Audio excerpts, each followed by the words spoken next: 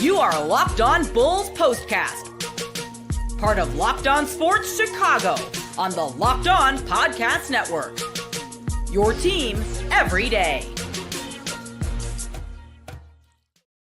Welcome into the Locked On Bulls Postcast here on the Locked On Sports Chicago YouTube channel. Joe George here with you. The Bulls lose 127-112 to the Indiana Pacers on this Sunday afternoon.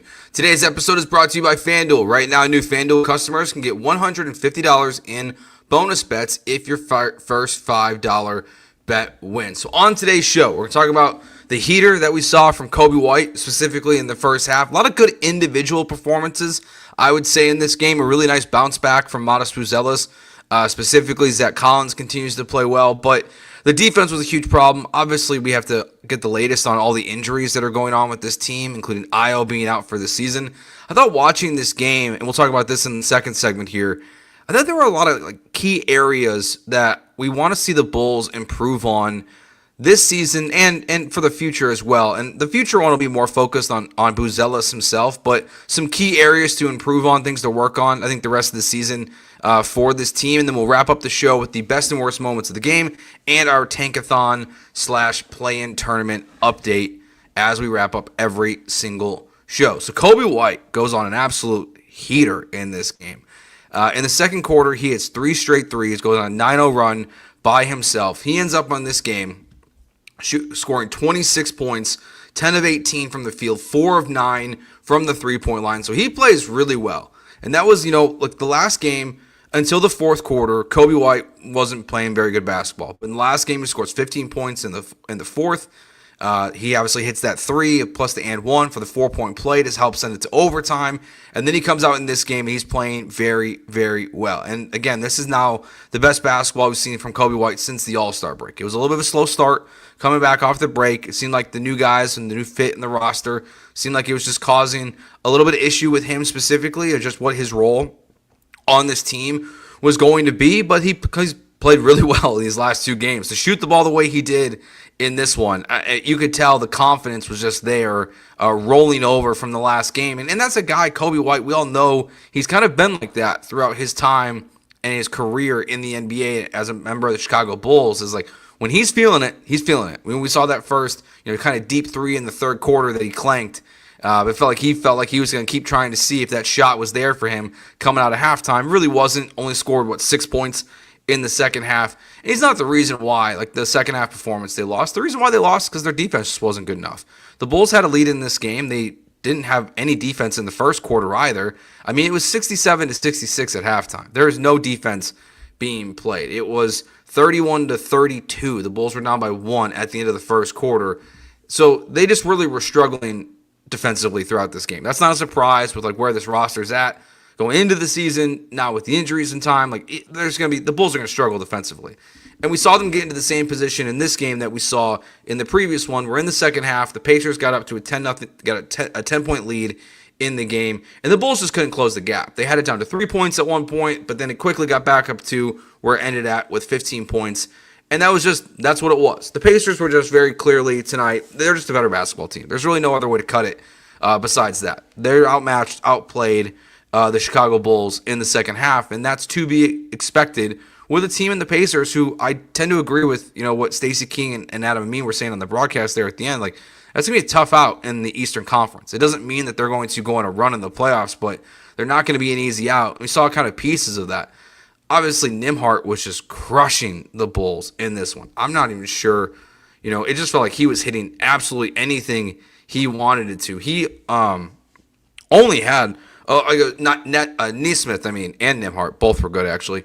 Nesmith had 27 points. Nembhard had 11. Pascal Siakam had 20. Tyrese Halliburton only had 17, but there were times in the first half where he was really getting his way as whatever he wanted to as well. There's definitely a size mismatch there. And Miles Turner, who, gosh, they said on the broadcast, he's been in the league for 10 years now. That makes me feel like a dinosaur, even though I'm not. But I can't believe Miles Turner's been in the NBA for 10 seasons now. But defense is just ultimately what the Bulls did the Bulls in this game, and then just not having enough firepower collectively in the second half to get it done. Because besides Coby White, we did see a lot of really strong individual performances in this game. Zach Collins continues to play really well in the minutes that Billy Donovan is giving him. And that's where, again, like, what will it be? And I know he told Casey Johnson, whether he's playing 10 minutes or 40 minutes, he prepares and will play the same way. But another performance, 3 games in a row, where with Nikola Vucevic, his return on the horizon after this Florida trip they got coming up, it looks like, at least right now, Zach Collins continues to make the argument of why he's going to be deserving of more minutes on this team. Coincidentally, I do think it's interesting to see like what Jalen Smith did in this game. 10 points on 4-7 shooting. He's been fine since he returned to his concussion, but that actually might just be the answer to the Zach Collins question. Is Jalen Smith is the one whose minutes are detracted from the most, and Vooch probably will come down a little bit too when everyone's back and healthy, at least in the front court. Patrick Williams will be the same as well. They will reevaluate him and are hopeful for a return. The same time in Nikola Vucevic, per Casey Johnson, that he could come back after the Florida break. But we did get the news today that this stinger that Ayo Dosunmu has is going to keep him out for the season. He's done. His year is over. So we will not see Ayo come back. Now, that's a big loss defensively for this team.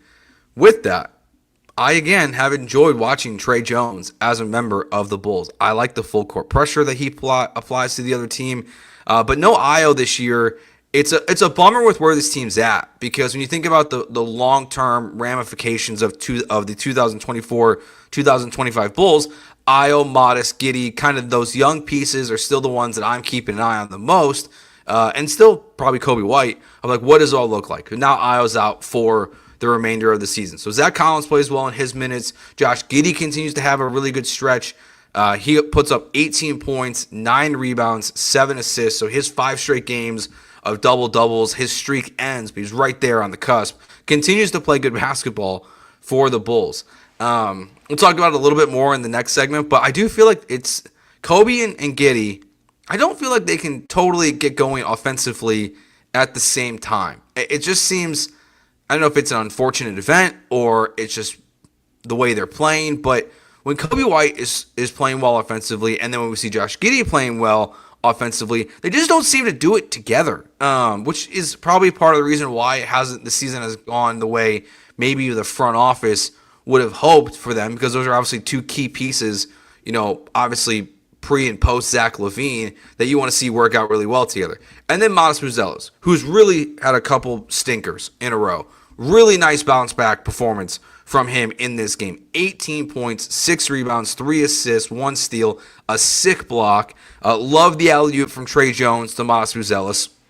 We're going to talk about him a lot in the next segment too, because he's got a clear area to improve, I think, over all these guys on the team, being the youngest one on the roster.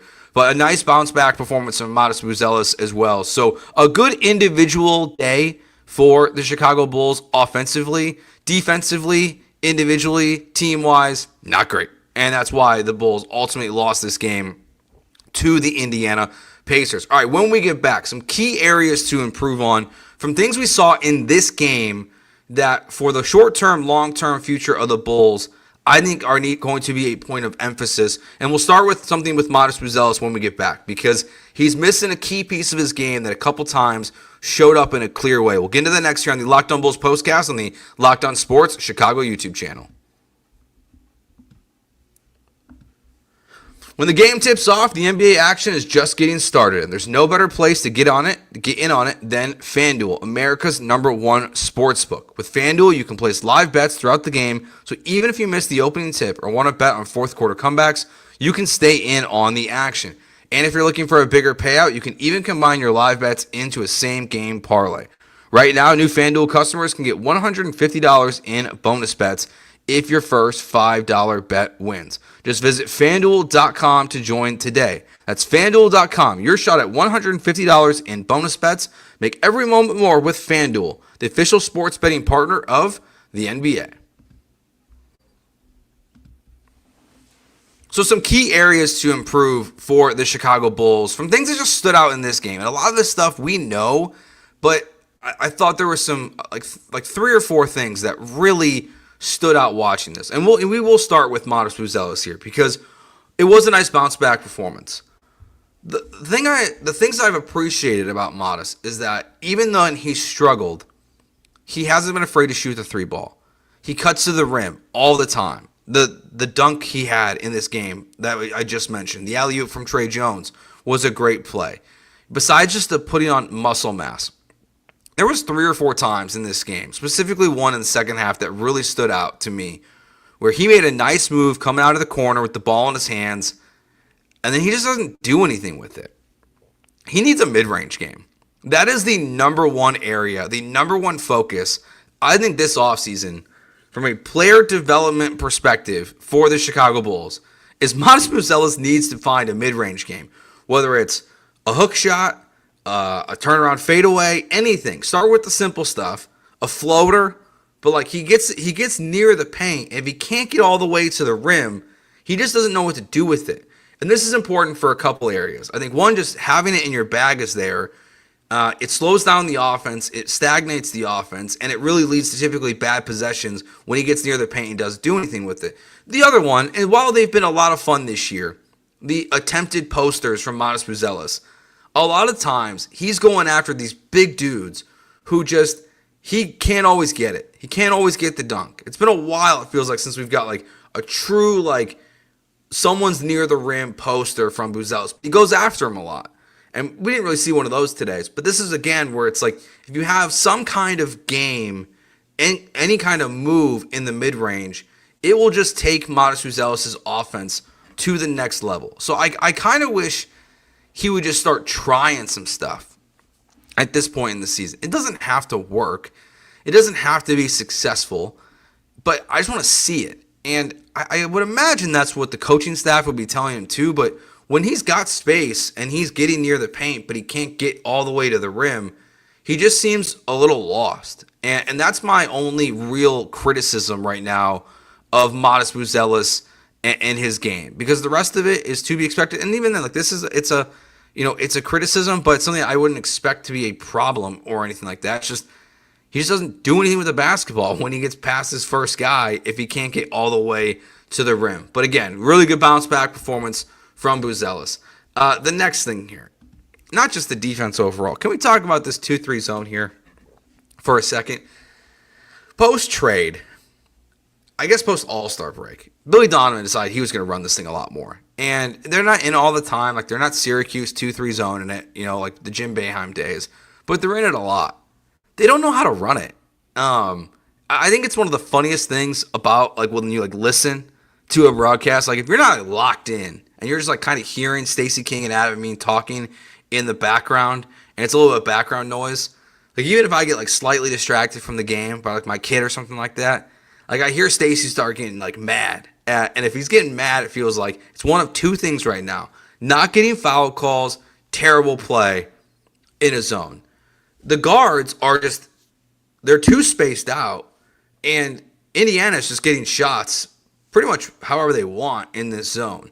And the Bulls just don't know how to run it. So I get why Billy Donovan's trying to do it at times, especially with a lineup like you saw tonight, and maybe we'll see more of it. Like, this might be one of those trickle-down effects of Ayo not being there, that they feel like it's a need, especially on a night when you also don't have Lonzo Ball out there. But, like, without both those, two of your, probably your two best defenders, I get why the need to go to it, but they can't run it. Like, they just don't know, like, I don't know if they don't know the rules. Like, they don't run it enough to have it, like, locked into their mind, like, exactly what they're supposed to do, or most likely they're just bad at it. But if they're going to keep running it, that is a key area to improve, because that is something that feels like, unlike the Modest Buzelis, mid-range game that we're not going to see, this is something we're going to keep seeing. And it's the challenge of the NBA at this point. Like, they don't practice much. Like, they're not out there a ton. Even when they're practicing, I would imagine most of these things are pretty slow-paced, walk-through kind of things. For the Bulls, even with the new guys on the roster. But I get what Billy Donovan's trying to do. It's just this team just seems not capable of effectively running a 2-3 zone when it's called upon by their head coach. So that's another one for sure in this game. So Buzelis there, and then obviously, the other one here that I mentioned in the first segment, and this one is harder to explain. And this is more of a gut feel. I'd have to really, like, deep dive into the advanced numbers and things like that. but really just like a gut feel. And I think a lot of us would feel this way. I know when I text some of my friends about watching the Bulls, like this is kind of their feedback as well. And we're just seeing like, Coby White and Josh Giddey, like using these last 2 games as a sample size. When Coby White's going off today in the second quarter, Josh Giddey's not out there. When Coby White's, he's out there with the bench unit. When Josh Giddey's having some of his best offensive success in these 5 straight games leading to today with the double-double, Coby White, sometimes he's not out there. It could be Giddey and Ayo and Lonzo, and obviously now that's not an option with Ayo being out the rest of the year. But they just can't seem to get it to go perfectly on their own, when they're together. Like, you think it's one of the transition threes that Coby hit that was really, really smooth in this game. It was a pass from Trey Jones, not from Josh Giddey. Josh Giddey not on the floor when that one happened. And that was at the end of the first quarter there before he hit 3 straight threes to start the second. So something's just missing, it feels like. It's just like the puzzle pieces don't quite fit together with him. And that's why this is important. Like, this is actually like one of the bigger things that I would imagine, like from a front office perspective, that they're focused in on right now is when you think about, okay, what is this team going to look like at the end of October when the 2025-2026 season starts?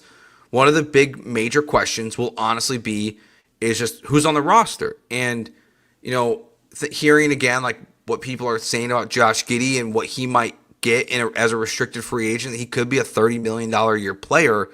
Do him and Coby White fit together? And I don't think they're going to let Josh Giddey walk out the door. Trading Alex Caruso for him, I know, you chose not to get anything else back. You chose not to trade Alex Caruso to a team that could have just offered first-round picks. The asset in return is only Josh Giddey. So only having him for a season, to me, just feels like that's not going to be the move they make. So it's really who is going to be around Giddey and in the starting lineup next season. Coby White, can they play really well, really good basketball together?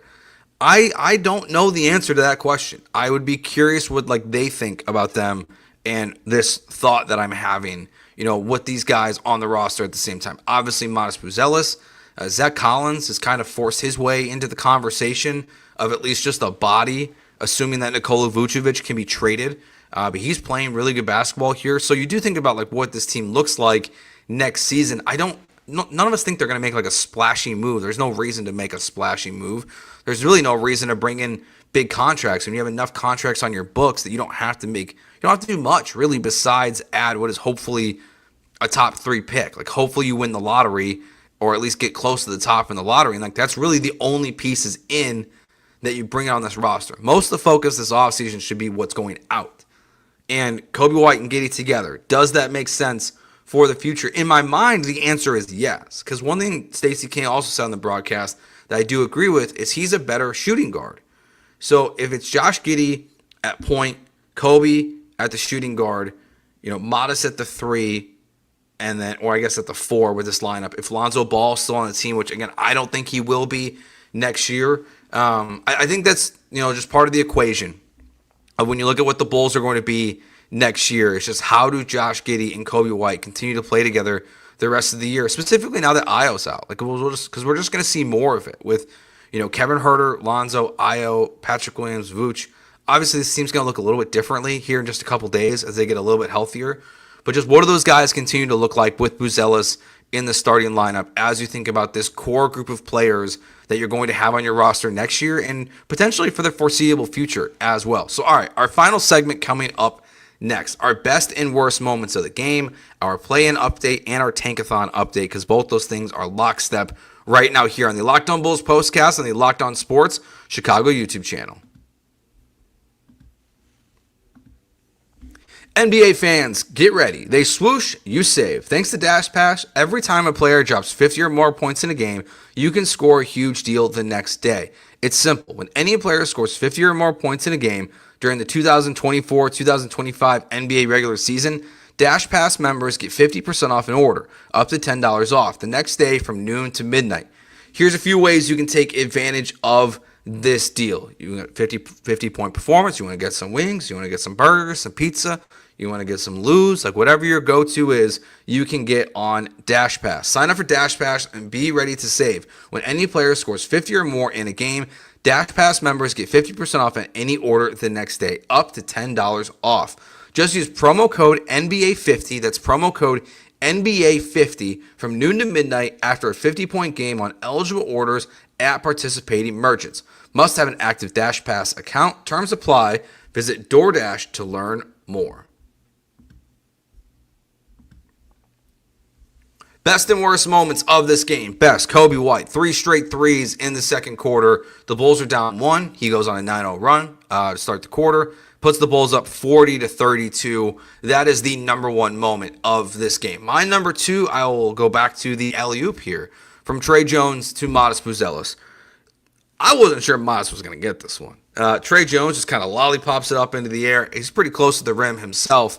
And Modest Buzelis comes in from the baseline, goes up, grabs it, gets the dunk in that moment. So that was another one. Those are probably my 2 favorite plays from this game. The first quarter itself, just like as a big picture, was fun. Obviously, Walker hits the 3 there to give the Pacers a 1-point lead going in. But you had 15 lead changes in the first quarter. I think it's what they said on the broadcast, 15. That's insane to have in just one quarter of basketball. And then the other one that, it's not just because he's the young guy on the team and it's harder not to make him the best of everything when he has a good night. The Modest Buzelis block on Tyrese Halliburton was nasty. It wasn't just that block, though. And besides the fact that it was an absolutely great block, they went right back down the court. Josh Giddey, he's at the top of the key.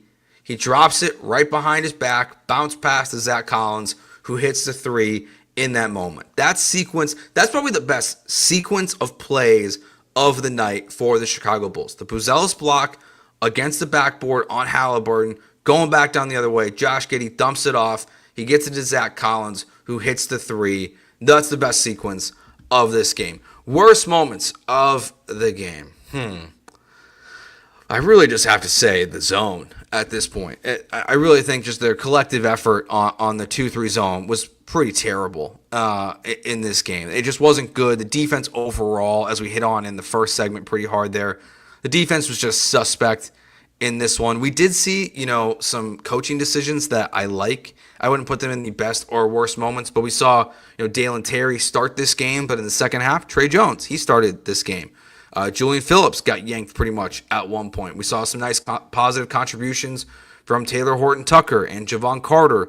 Javon Carter only 2 points on the night, but you could tell early on like he was actively involved on the offense. The defensive play from THT to highlight this one, the strip and play on Miles Turner was really nice. They just to force a defensive stop when it felt like the Bulls still had a chance to win. I think they were down 7 points or 8 points at that point after his stop. So that was one where it felt like that could have been the moment where it swung back into the favor of the Chicago Bulls, but they just couldn't get it done tonight. They're just not a good enough basketball team to beat the Pacers the way that they were playing tonight. So the Bulls now sit at 24-37 on the season. So our play-in update, where the Bulls currently stand, they now stand 2 games back of the Philadelphia 76ers, who got the surprising win over the Golden State Warriors, moving them to 1-9 in their last 10 games. The Bulls are 2-8 in their last 10 games.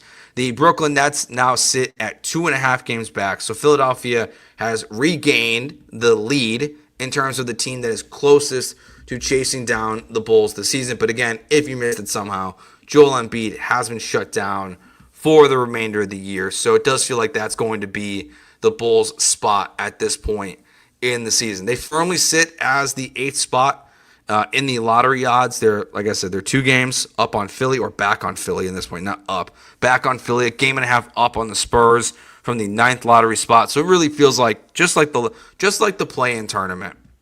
It really feels like, the reason why we started this segment is because I felt like the Bulls were going to have a much chance to have a much higher odds to get higher up in the tankathon, race, the lottery odds. It felt like they had a shot to at least get to where Brooklyn was, where Brooklyn's sitting there with a 9% chance to get the number 1 overall pick right now. The Chicago Bulls still have the 6th. Like the play-in tournament, I kind of feel like we're just locked in at this point. The Bulls are going to be a play-in team, and they're going to have the 8th best odds to win the lottery this year. All right, at the end of each show, after the play-in updates, and we go through where the Bulls stand, we do one tankathon spin on the Tankathon Simulator. We've done this 5 times so far. My math is wrong. We've done this 6 times so far. The Bulls have landed with the 9th pick 3 times, the 4th pick twice, and the 1st pick was the first time we landed on it, was the last show that we did. So we hit Sim Lottery here, and the Chicago Bulls end up with